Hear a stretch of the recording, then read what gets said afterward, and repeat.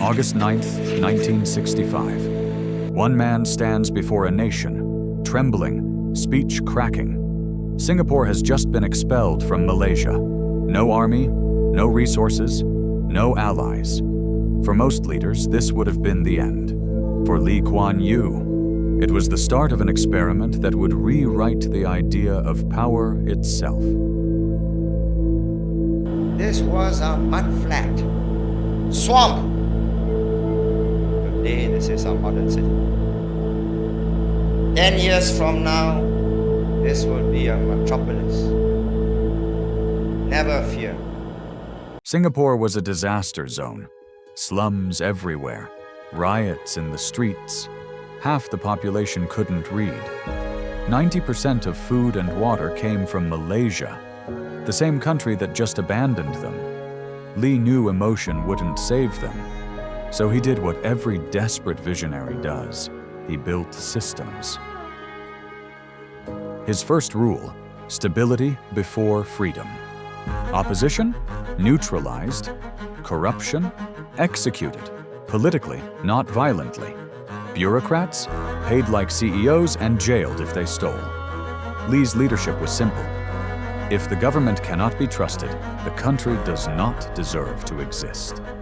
He didn't seek love. He engineered respect through fear, and it worked. I can tell you that when I met the SIA pilots, I didn't meet them on TV. I met them face to face.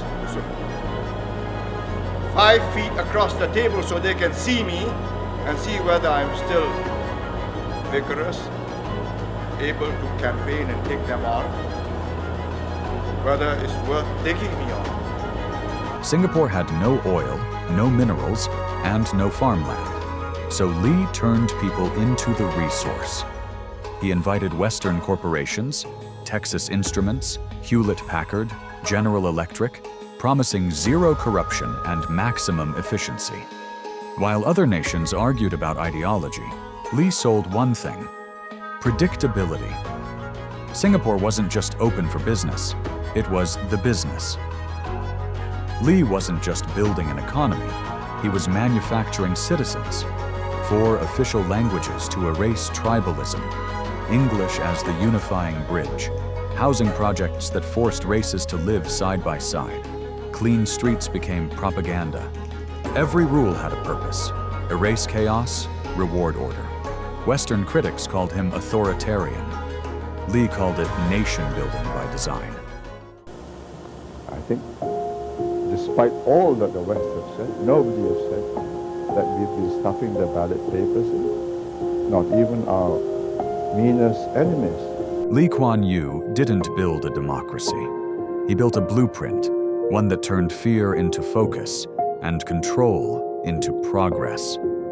A country that was never supposed to survive became one of the richest, safest, and smartest on Earth.